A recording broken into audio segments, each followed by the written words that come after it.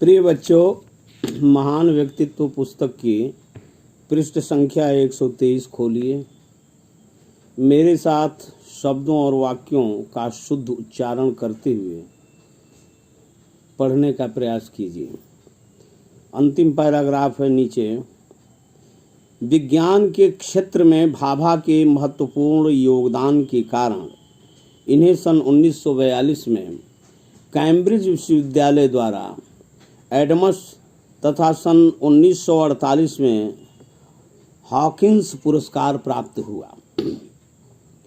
वर्ष 1954 में भारत के राष्ट्रपति ने डॉक्टर भाभा को पद्म भूषण की उपाधि से विभूषित किया। डॉक्टर होमी जहांगीर भाभा की मृत्यु 24 जनवरी सन 1966 को विदेश यात्रा के दौरान विमान दुर्घटना में हो गई। डॉक्टर भाभा की मृत्यु के बाद ट्राम्बे का नाम बदलकर भाभा एटॉमिक रिसर्च सेंटर रखा गया।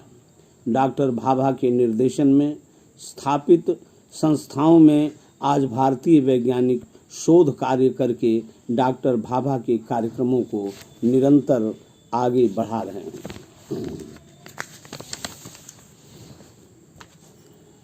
डॉक्टर APJ अब्दुल कलाम देश की बाह्य आक्रमण से रक्षा करने के लिए अग्नि और पृथ्वी नाम की मारक मिसाइलें महान वैज्ञानिक अब्दुल कलाम की देन है। विज्ञान के क्षेत्र में महान उपलब्धि के कारण कलाम को देश के सर्वोच्च सम्मान भारत रत्न से सम्मानित किया गया। यह सम्मान उनके प्रति जनता के आदर और प्रेम का प्रतीक है। अब्दुल कलाम का पूरा नाम अबुल पाकिर जैनुलब्दीन अब्दुल कलाम था। इनका जन्म 15 अक्टूबर सन 1931 को तमिलनाडु प्रांत के रामेश्वरम में हुआ। इनके पिता जैनुल आबदीन एक मध्यम वर्गीय परिवार से संबंधित थे। कलाम ने अपनी आरंभिक शिक्षा रामेश्वरम की प्राथमिक विद्यालय में ही पूरी की तथा तमिलनाडु से ही BSc की परीक्षा उत्तीर्ण की।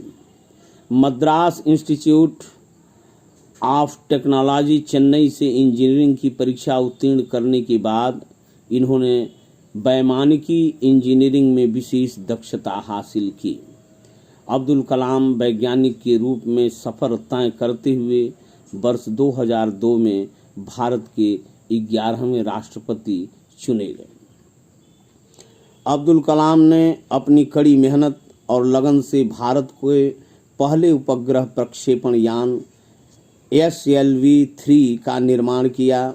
कलाम ने पृथ्वी और अग्नि जैसी मिसाइलों की डिजाइन बनाकर देश को मिसाइल शक्ति से सुसज्जित किया। पृथ्वी मिसाइल यह जमीन से जमीन पर मार करने वाली मिसाइल है। यह 150 से 250 किलोमीटर तक स्थित दुश्मन के ठिकानों को नष्ट कर सकती है। पृथ्वी मिसाइल का वजन 14 टन है। अग्नि मिसाइल यह हवा से हवा में मार करने वाली मिसाइल है। यह आकाश में 1200 से 2500 किलोमीटर की दूरी तक दुश्मन के जहाज़ों या मिसाइलों को नष्ट कर सकती है। अग्नि मिसाइल की ऊंचाई 21 मीटर तथा वजन 16 टन है। इन मिसाइलों का उपयोग दूसरे देशों के आक्रमण के समय अपने देश की रक्षा के लिए किया जाता है। वर्ष 1998 को पोखरण राजस्थान परमाणु परीक्षण द्वारा देश की परमाणु क्षमता विकसित करने का श्रेय अब्दुल कलाम को ही है। अब्दुल कलाम के इन विशिष्ट योगदान के कारण भारत रक्षा विज्ञान के क्षेत्र में आत्मनिर्भर हो गया है। इस समय अमेरिका, रूस, फ्रांस, चीन तथा इजराइल के बाद भारत ऐसा 6वां देश है जिसके पास हवा से हवा में मार करने वाली मिसाइल तकनीक उपलब्ध है। 27 जुलाई सन 2015 को IIM शिलांग मेघालय में व्याख्यान देते समय दिल का दौरा पड़ने से डॉक्टर कलाम का निधन हो गया। नव प्रवर्तक विचारों के पोषक डॉक्टर कलाम अपनी मृत्यु के बाद भी वर्तमान और आने वाली पीढ़ियों के लिए प्रेरणा स्रोत बने रहेंगे। रक्षा के क्षेत्र में अब्दुल कलाम ने खुद कहा है कि रक्षा के क्षेत्र के वैज्ञानिक उपकरण दूसरे देशों को भारत पर हमला करने अथवा उसे अपने अधीन करने से रोकते हैं, सो ये शांति के उपकरण हैं। अब शब्दावली देख लीजिए। परमाणु रिएक्टर एक ऐसा उपकरण जिससे परमाणु और यूरेनियम की प्रतिक्रिया से विद्युत उत्पन्न की जाती है। मिसाइल या प्रक्षेपास्त्र किसी उपकरण के माध्यम से फेंक कर मारा जाने वाला अस्त्र। परमाणु विस्फोट परमाणुओं के नाभिक में विद्यमान प्रोटॉन तथा न्यूट्रॉन कणों के विखंडन को परमाणु विस्फोट कहते हैं।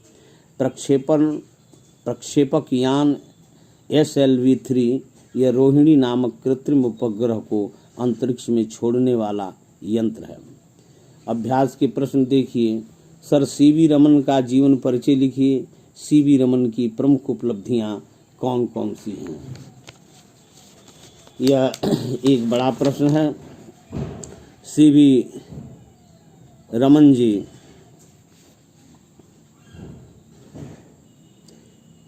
का पूरा नाम चंद्रशेखर वेंकट रमन है। इनका जन्म 7 नवंबर सन 1888 में तमिलनाडु प्रांत के तिरुचिरापल्ली नामक नगर में हुआ था। इनके पिता चंद्रशेखर एक कॉलेज में प्राध्यापक थे। रमन के पिता को ज्योतिष शास्त्र और संगीत से बहुत रुचि थी।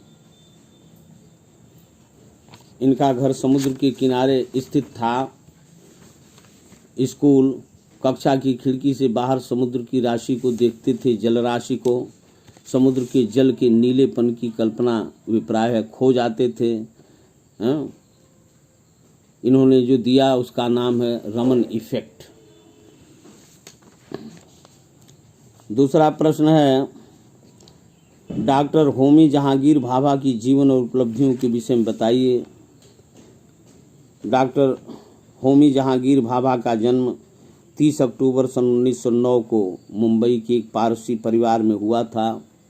इन्होंने अपनी इंटरमीडिएट तक की पढ़ाई मुंबई में ही पूर्ण की। उच्च शिक्षा प्राप्त करने के लिए डॉक्टर भाभा विदेश चले गए। डॉक्टर भाभा ने इंग्लैंड के कैम्ब्रिज विश्वविद्यालय से सन 1930 में BSc की परीक्षा उत्तीर्ण की तथा यहीं से 1934 में PhD की उपाधि प्राप्त की। डॉक्टर भाभा ने रोम तथा स्विट्जरलैंड देशों का भ्रमण करके गणित का विशेष अध्ययन भी किया। 1940 में भारत वापस चले आए। इन्होंने बताया कि प्रत्येक वस्तु छोटे छोटे परमाणु से मिलकर बनी होती है। इस परमाणु की नाभि में प्रोटॉन और न्यूट्रॉन होते हैं तथा नाभि के चारों ओर इलेक्ट्रॉन चक्कर लगाते हैं। प्रोटॉन, इलेक्ट्रॉन और न्यूट्रॉन में ऊर्जा की बहुत अधिक मात्रा होती है। और इलेक्ट्रॉन में डॉक्टर भाभा ने एक और कण की उपस्थिति बताई जिसे उन्होंने मेसन नाम दिया। प्रश्न नंबर 3, अब्दुल कलाम के जीवन परिचय का उल्लेख संक्षेप में कीजिए एवं विज्ञान के क्षेत्र में उनके योगदान को विस्तार से लिखिए। डॉक्टर APJ अब्दुल कलाम का जन्म 15 अक्टूबर 1931 को तमिलनाडु प्रांत के रामेश्वरम में हुआ था। इनके पिता जैनुलब्दीन एक मध्यम वर्गीय परिवार से संबंधित थे। कलाम ने अपनी आरंभिक शिक्षा रामेश्वरम में प्राथमिक विद्यालय में प्राप्त किया था और तमिलनाडु से ही BSc की परीक्षा उत्तीर्ण की और Madras institute of technology Chennai से इंजीनियरिंग की परीक्षा उत्तीर्ण की। ये बहुत बड़े वैज्ञानिक और मिसाइल मैन के रूप में प्रसिद्ध हैं और विज्ञान के क्षेत्र में इन्होंने हमें पृथ्वी मिसाइल दिया, अग्नि मिसाइल बनाया, जिससे भारत की रक्षा करने की ताकत हमारी बढ़ गई। प्रश्न नंबर 4, निम्नलिखित के विषय में पता करके लिखिए। PhD, doctor of philosophy, MA MSc करने के बाद एक मोटी पुस्तक जिसे शोध प्रबंध कहते हैं विषय में लिखा जाता है, उस डिग्री को PhD कहते हैं, doctor of philosophy. Padma Bhushan यह भारत सरकार द्वारा दिया गया एक पुरस्कार है, सम्मान है। भारत रत्न इस देश का सबसे बड़ा सम्मान है जो गिने चुने लोगों को दिया जाता है। उच्च कोटि का विद्वान, अद्वितीय राष्ट्र सेवा, विश्व शांति के लिए किए गए प्रयास आदि के लिए भारत द्वारा दिए जाने वाले सर्वोच्च सम्मान को भारत रत्न कहते हैं। नोबेल पुरस्कार, अल्फ्रेड नोबेल नाम का एक वैज्ञानिक हुआ। उसने अपनी सारी संपत्ति एक ट्रस्ट बना करके उस ट्रस्ट को सौंप दिया। उसके परिवार में कोई नहीं था। उसी के जमा किए गए धन का जो ब्याज है, उस ब्याज से ये विश्व का पुरस्कार शांति के क्षेत्र में, शिक्षा के क्षेत्र में, साहित्य के क्षेत्र में, विज्ञान के क्षेत्र में जो सारे संसार में सबसे ऊंचा काम करता है, बढ़िया काम करता है, उसी को नोबेल प्राइज़, अल्फ्रेड नोबेल के नाम पर नोबेल प्राइज़ दिया जाता है। अल्फ्रेड नोबेल एक बहुत बड़ा वैज्ञानिक था जिसने डायनामाइट का आविष्कार किया, जिससे विस्फोट कराए जाते हैं।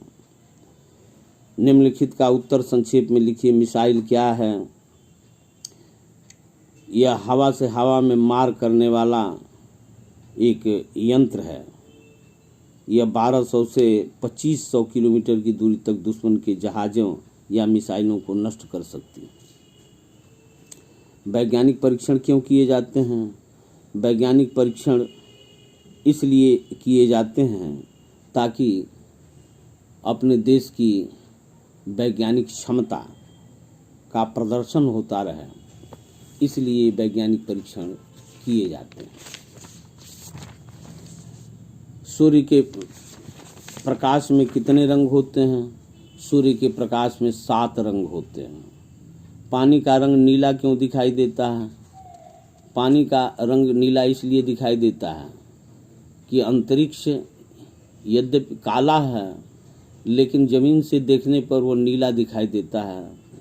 और उसकी सूर्य की एक किरण 7 किरणों में से एक किरण 6 किरणों को अवशोषित कर लेता है, लेकिन एक नीले रंग की किरण जो है जल पर पड़ती रहती है, जिससे जल नीला दिखाई देता है। पानी का रंग नीला दिखाई पड़ता है। हवा से हवा में मार करना, ज़मीन से ज़मीन पर मार करने का आशय क्या है? जैसे कोई मिसाइल हवा में, दुश्मन की मिसाइल उड़ती हुई जा रही है और हमारी मिसाइल हवा में जा कर के उसको हवा में ही मार देती है, ऊपर ही, तो इसको हवा में हवा मार करना।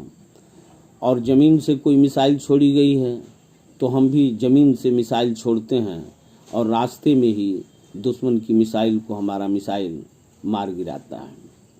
इस तालिका को पूरा कीजिए।